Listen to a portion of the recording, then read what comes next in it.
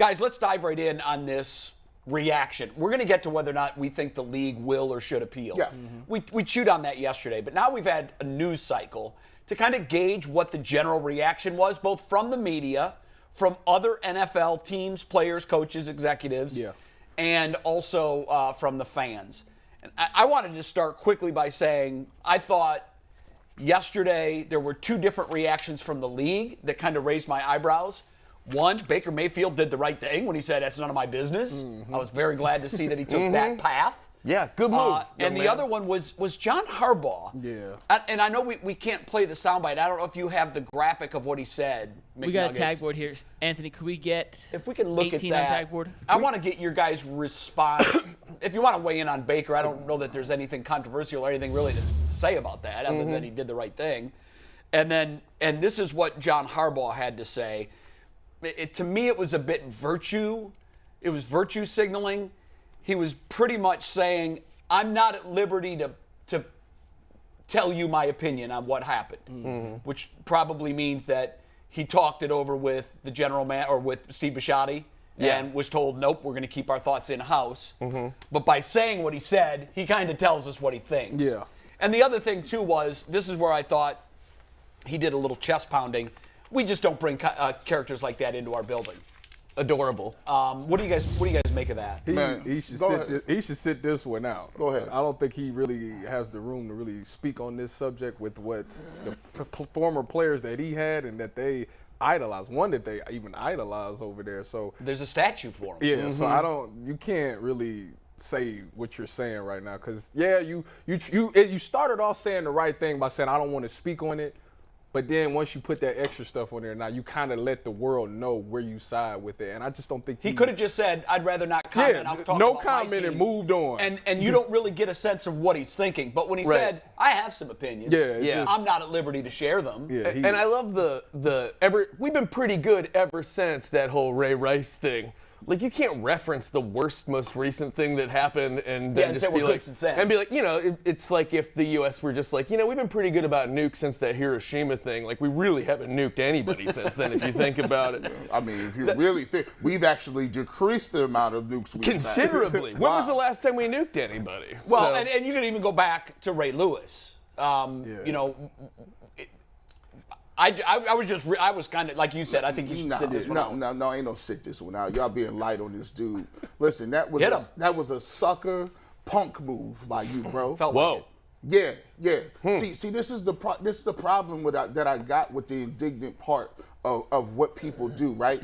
So this guy in live TV, in real life, in real time, is sitting here talking about we don't bring them dudes in when the conduct policy is in direct response to a person you had.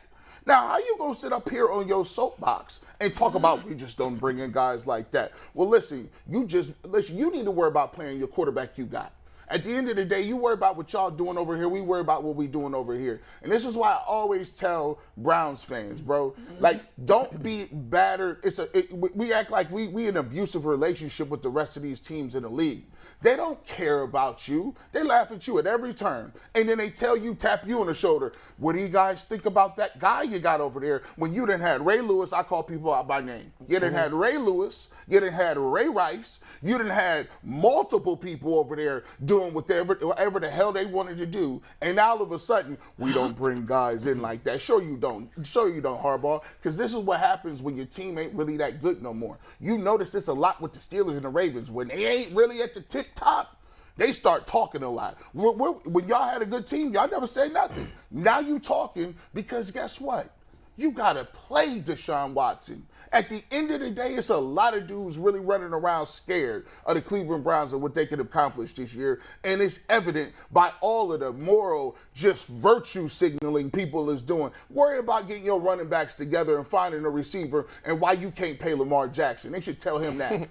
Worry about your special teams. I will say, I'm not. This might be the first time I've ever whispered a word in defense of the Ravens because that's not in my DNA.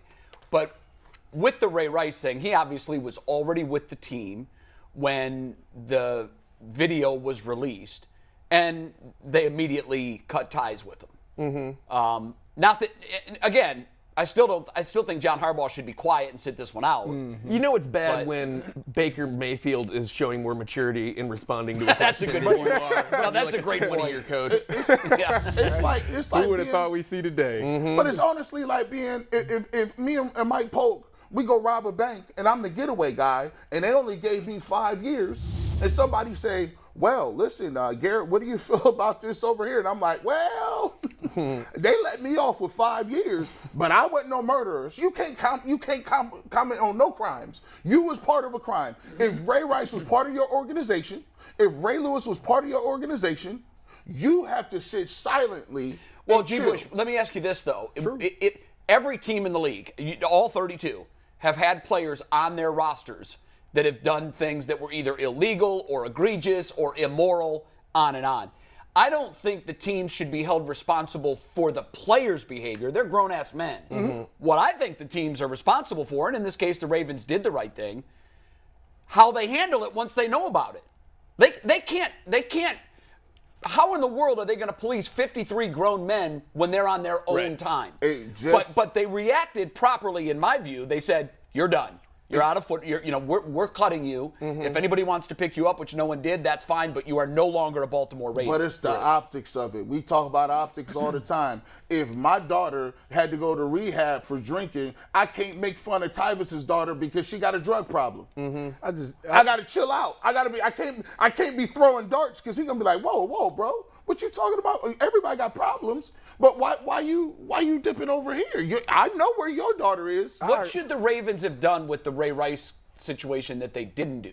Like if we're gonna throw darts at the Ravens for Ray Rice, I don't necessarily think it's that. I just agree with G when you literally your player is the reason why this thing started. Absolutely. Like your team is the poster team. Like this is, which is why I think they should be quiet. That's why he should sit it out. Like you can't. You're the reason that all this even this started. Not that they didn't handle it. But yeah, they handled it properly. I thought they handled 100%. It properly. I can't really kill them for that. But when you are the source of this, let's be quiet. Yes. Yeah. Let's try just be for quiet. the best, just to step this one out, and at least wait until we actually get a final say before you start piping up about it. Right. This is still going on. You see, Mike Tomlin ain't said nothing. Right. No, which is smart. Since the 90s. I think honestly, the smart teams. One time, a member of the New England Patriots popped off in the media. Mm-hmm. And I think it was Julian Edelman. The week before the Patriots were going to play the Jets, shortly after the Rex Ryan foot fetish thing came out, I believe it was Edelman. I hope I'm right on this. It was. I'm pretty sure it was. He made like 40 foot references in his Wednesday news interviews with reporters. Right. Every foot, anytime the foot was used in a cliche, and he knew what he was doing. Obviously, he knew what he was doing. It was Wes Welker, by the way. Was it Wes Welker? I knew it was one of those little white receivers. Well, hey, Belichick was pissed. He made 11 foot references in a 9-minute press conference. There you go. Impressive. There you go. It was impressive. Pretty good. And it was funny. Bill Belichick didn't find it funny because Bill has a rule. Keep other teams' names and players out of our mouths. Mm-hmm. Why would you ever, in today's day and age of social media, and there really is a bulletin board now. It's social media. Yeah. Before it was a proverbial bulletin board. Now it does live in text form, and everybody can see it. And I think the Belichick way with handling that kind of stuff is the best way. You won't hear Bill talk about this. Totally agree. You won't hear us. I was disturbed about something yesterday. There were a lot of memes going around from Robert Kraft and from Ben Roethlisberger. Quotes.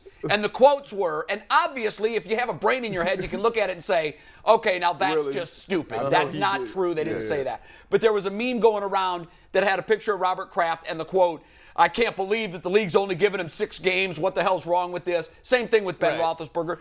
Don't put out that stuff because there are people that believe it.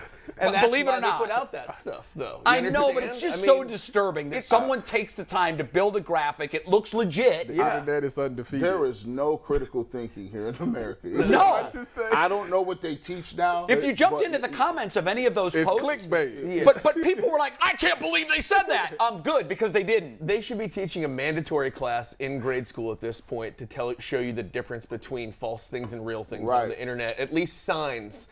They really should. This is something that we didn't have to be prepared for because the internet didn't exist when we were children. It didn't. But it's a part of their life now, and it's an important part. And you really do. You could kids could really use a class on telling the difference between something fake and something real. McNuggets, pipe in and tell me what you just say on the air. What you just told me in my ear. It was Reflog who made that Robert Kraft graphic. Now that really disappoints me because I love him. Good for him, man. I love McNeil. He's in the show later. I love him. I think he's funny. He does some really good stuff. He's got a great following on social. He cracks me up. Yeah. But I'm surprised that.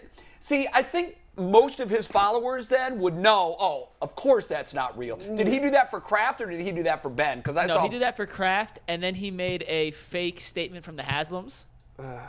That dude's a stitch, Changing man. up what the Haslams He's said. creative. He is, and He's funny, but you can see how that can be problematic. Yes, but what it does is I heard people repeated that to me yesterday. Did you see what Robert Kraft said? not to put too much on it or to make it seem more profound than it is.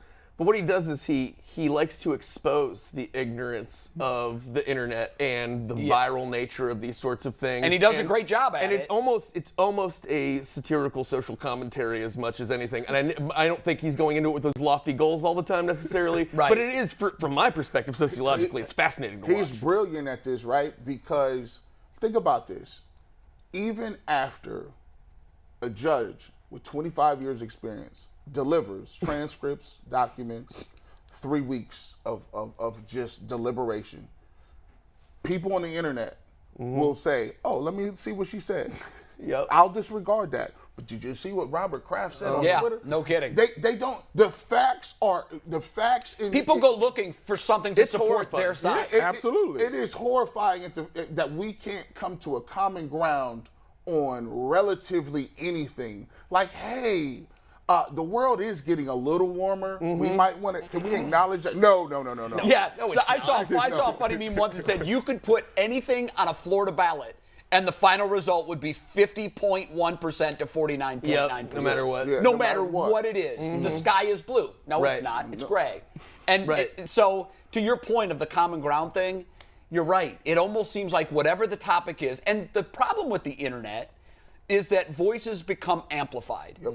So in a whole Twitter sale debacle, we learned that Twitter claimed that they had 330 million accounts.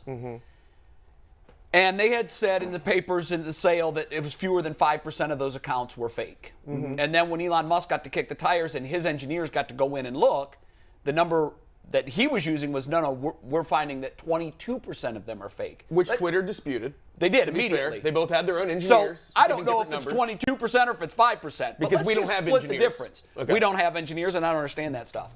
Let's just say that there's 15% or 12% that are Right. fake. That I guess would be somewhere in the middle. So if you take that into account, then there are fewer than 300 million real people on Twitter. There's more than that in the United States, and Twitter is a worldwide social platform. It's 8 billion people in China. So yeah, and so when you look at the total number of people in the world relative to the Twitter users, it's a relatively small percentage. The people that actually use Twitter once a month, that number is also in dispute, but one of the numbers is less than 50%, which means there's 150 million active Twitter users monthly. We jump on social media, and when we see things trending, we think everyone is saying. Everyone is not saying anything. A vocal minority is controlling the conversation for the whole They country. are. They are. So we look to and those it seems to be the fringes. Those that believe that he should be in jail and should never play football again, and those who say he did nothing wrong, he should not be suspended. Those women owe him an apology. So those are the fringes, right? Those are the extremes. And the judge eloquently put out why you shouldn't use public outcry to determine Yes, and I thought she did a great legal job with that. precedents. Doing this. Go into that, G. Bush, for those that didn't read it. Doing this, like she gets to it. I'll read it for you guys. Because I thought I'll read it for you. You hear this? I thought that was the best part of her entire decision. So she comes here and she says, so this is in her conclusion. This is available for everybody. The NFL may be a forward-facing organization, but is not necessarily a forward-looking one. Just as the NFL responded to violent conduct after the public outcry, so it seems the NFL is responding to yet another public outcry about Mr. Watson's conduct. At least in the former situation, the policy was changed and applied proactively. Here, the NFL is attempting to impose a more dramatic shift in its culture without the benefit of fair notice to and consistency of consequence for those in the NFL subject to the policy. Now, what it's telling you is this. When you are using that type of justice system, you can't... Gauging reaction. Yeah, you can't... The point of what they want to do is to get people to change the behavior that they have, right? That's the point of corrective action. Yes. The point of corrective action for the NFL was just to see what the public wants and give it to them. That's not justice. That's not even an arbitration. That is a sham. And people now have gotten to the point where they believe that's the way it should operate. If enough of us loud people get together and say, for instance, the election was stolen, then it was. You see how this works? If enough people get together and say, those women said allegations and there were 60 of them, it doesn't matter what a grand jury says. It doesn't matter what a judge says. It doesn't matter what an arbitrator says. If there's enough of us and we're loud enough and we protest enough, then he is guilty of whatever we think he's guilty of. And I think from the decision, that was what stood out the most to me, because she was kind of taking the NFL to task, and she was pretty much saying, the way I read it, stop trying to gauge public sentiment and media sentiment when you're handing out those decisions. That's not how justice works. Can I ask this, though? That's really what stood out the most to you after reading this entire report? It was, because I think, so globally, obviously all of the things that pertain to Deshaun, nothing in there surprised me. I mean, here's one that stood out to me. All right, what stood out to you? Despite having access to a team-provided and approved massage therapist, Mr. Watson sought out private massages and, according to the NFL, quote, used his status as an NFL player as a pretext to engage in a premeditated pattern of predatory behavior toward multiple women. And she found that to be true. Like, I understand. I think we all had come to that same conclusion. But I'm saying the overall conclusion is a lot more damning than I think that people were acknowledging yesterday. Well, I think that people that were immersed in it and knew what was going on, we all had said that we all had said on this panel, seems like he kind of had a kink and he was using his NFL status. We got Aditi. She wants to come in and talk about this. Let's bring her in. She knows more than we do. After we talk to Aditi and Gene Smith, we will completely get back to this and talk about the biggest findings. We will dig deep into that. So there's a lot left, But Aditi is joining us now via the Gridiron Guys hotline. If you're looking for a local roofer you can trust, family-owned since 2003, the Gridiron Guys have grown to become Northeast Ohio's top-rated roofers. They exemplify quality work practices and are a valued resource for homeowners and offer a 10-year workmanship warranty. Call 330-573-7967 today for a free estimate or roof inspection. We need a close-up of Mike Polk. Gridiron Guys. Shot on us time. All right. Bowser. Yeah. Well done. Miss you, Bull. Yeah, we do. We miss you, Bull. Aditi, come in here and fix everything for us and make everything better, please. Make us smarter. I love how G sits there and says, because I know Aditi wants to talk about this. No, I don't want to. Nobody set you up, right? There you go, Aditi. Handle this. Yesterday, I took this decision. I highlighted parts. I walked into an office of an unnamed person in the Cleveland Browns building and was just like, "What do I do with this? How am I supposed to?" It's just. What do you do with it? What do you make of it? Jay, I think that the point that you made about Sue Robinson, essentially former federal judge Sue Robinson, placing the ball in the NFL's court is very, very key here. And while so many of her findings are alarming, the fact that she says she feels that the NFL produced sufficient circumstantial evidence to prove that Deshaun Watson knew such sexualized contact was unwanted. The fact that she says that I find that the NFL has carried its burden to prove by a preponderance of the evidence that Mr. Watson's conduct posed a genuine danger to the safety and well-being of another person. The fact that she says that she believes that Deshaun Watson showed a reckless disregard for the consequences of his actions. And then she says she feels hamstrung by what she can do because of the precedent set by the NFL. That's saying, okay, NFL, it's on you now. Right. That the parameters of what she's allowed to do, the punishment she's allowed to mete out is limited. or is constrained by the way that the NFL has operated up until now. Okay, so now let's see what the National Football League does. Does the NFL say that, well, this is the process, and while we asked for more and we wanted more, we're going to defer to former federal judge Sue Robinson and perhaps look internally at what we can do in the future? Or does the NFL say, no, we want more, we're appealing this, we don't think this is right, and then potentially run the risk of the NFLPA taking this up to federal court and a whole lot more dirty laundry being aired? Could Daniel Snyder be deposed? Could Bob Kraft be deposed? Could Rodger Goodell be deposed on the situations in Washington and with Mr. Kraft? The whole thing, again, the game isn't over. There's still quite a bit more to go with this. And I don't think anybody, I think the big headline here is nobody looks good, guys. You read this ruling, there's not anybody that comes out looking good from this. Absolutely Did not. you get the impression, as I did, after reading this report and reading her findings, that if she had the ability, she would have given him a much more severe sentence? It's hard to, I hate the idea of speculating or putting thoughts in somebody else's. Just your own perspective, because mine is that she did. It sure seems like she went out of her way to Yes. say, this is what the NFL has done, this is what the NFL has done. And again, that one point that you're referring to, again, my highlighting, can you tell that I was an Ivy League student? While it may be entirely appropriate to more severely discipline players for nonviolent sexual conduct. So while it may be appropriate, she says, I do not believe it is appropriate to do so without notice of the extraordinary change this position portends for the NFL and its players. So when I read that line, she's saying it wouldn't be a minor change for the NFL to punish players who have nonviolent sexual contact. It would be an extraordinary change for the NFL to do so. So Aditi, I mean, Mike, you are free to read into that what you want. So Aditi, do you think that they will take this and then change that precedent 6 games and move it up to more? Maybe not for Deshaun Watson, but in the future.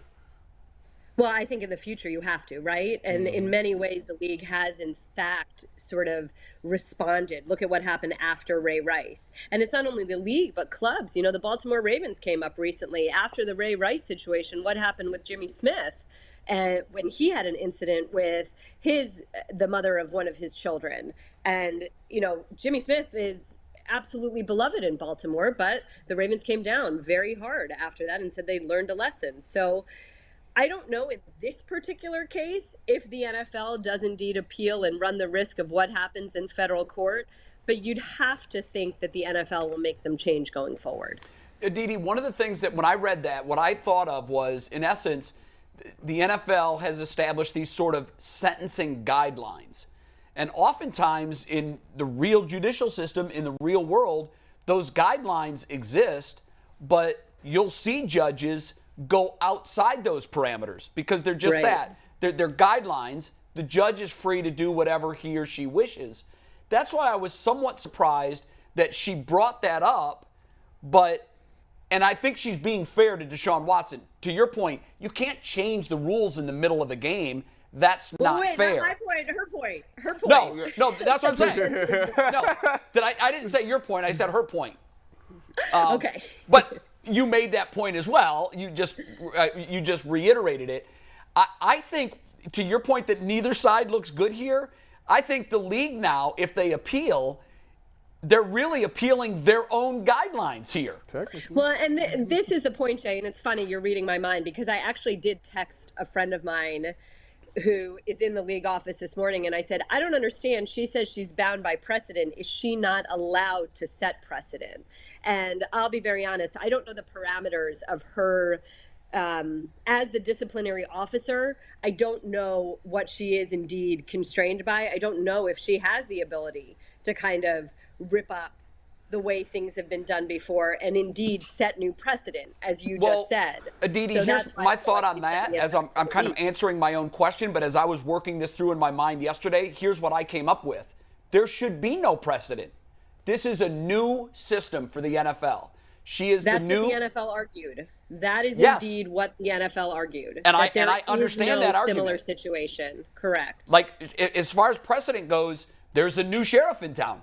There is a new judge. So one could look at it that, well, there is no precedent, but they've changed their system of doling out discipline. And that's exactly so this is exactly what she says. In fact, she says she's bound by, and she puts it in quotes. So this is clearly within the structure of what is demanded of her. She said, I am bound, quote, by standards of fairness and consistency of treatment among players similarly situated. Right. And then she says, as you just said, Jay, the NFL argues that consistency is not possible because there are no similarly situated players. Right. Well, there are Then similarly she situated says, owners. by ignoring past decisions because none involve similar conduct, however, the NFL is not just equating violent conduct with nonviolent conduct, but has elevated the importance of the latter without any substantial evidence to support its position. Now, that's a piece that I think a lot of people have trouble with. A lot of women certainly have trouble with, and it kind of speaks to sort of the bigger deal of what is rape culture. Why does it really matter? Is force with a knife held to your throat and force just being force, are they really that different? That's essentially the question right there. You're right. No, you're right. One of the things that I look at in this situation is, I think a lot of people don't have a problem if you want to per se say, all right, we're going to be very difficult and hard-handed on this stuff. I look back and I think some of what she's saying is the league had an opportunity to set a tone.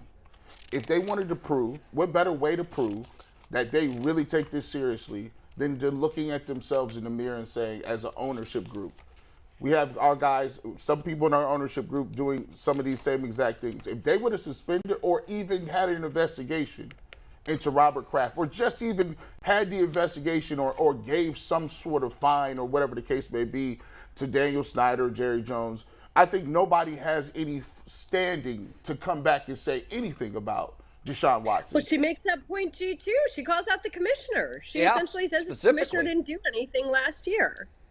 I mean, I'll tell you and I know that we're going to end up talking about this so much, and obviously we're still waiting to see what the NFL does. The NFL said yesterday that they're going to read the ruling, study the ruling, and then make the decision on whether they are indeed going to appeal the ruling. As you know, they have 72 hours from when the ruling was issued yesterday to appeal either to Rodger Goodell or to his designee.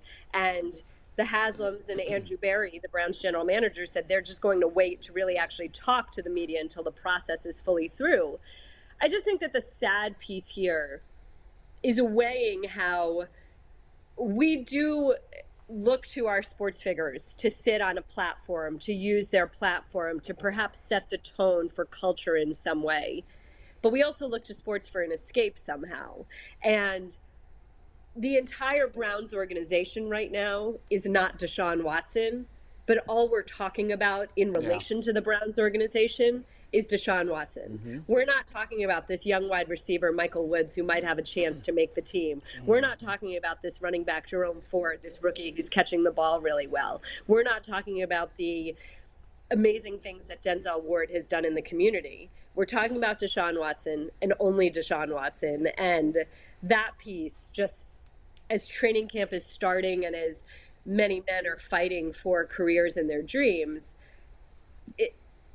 not that we shouldn't be talking about it, not that we should ignore the implications of what a professional athlete sets as a tone for society at large, but it's really disheartening to me. It's disappointing. It is, because there are a lot of other things going on, and it's not fair to the other 52 guys. It's not. It really isn't. But the that's fact the way that Ford is catching the ball isn't tearing us all apart emotionally and trying to get everybody we're not coping with that in a way that it's important to discuss this stuff. I hate talking about it too. We've got to grapple with it, unfortunately, and that's what people care more about. Right Aditi, now. I know you have to go, and you're back tomorrow. In your last 30 seconds, and if you don't have a gut, that's fine too. That's an acceptable answer. Do you? I'm not asking you to predict what the NFL will do, but do you have a sense which way they would lean, appeal or not? it's a minute by minute thing. Sometimes I see here and I think the NFL wants to just pass the buck, or it's very convenient. Not that the league wants to, but it would be convenient. Again, like I said earlier, to say we wanted much more. We are deferring to the process and to Judge Robinson and sort of avoid what could possibly be unleashed in federal court. And then another part of me says, no, the NFL says that this is a moment to make some significant change, or I don't have an answer.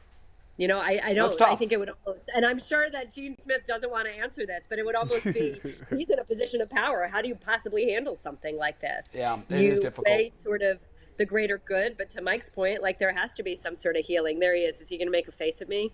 I promise I'm not. Listen, I hate to put you on the hot seat, but yeah, you just did it, Dee. Thanks for doing the hard work. Yeah, Dee, you set that up for us. We weren't going to ask him, but now that she brought it up. Got that out of the way.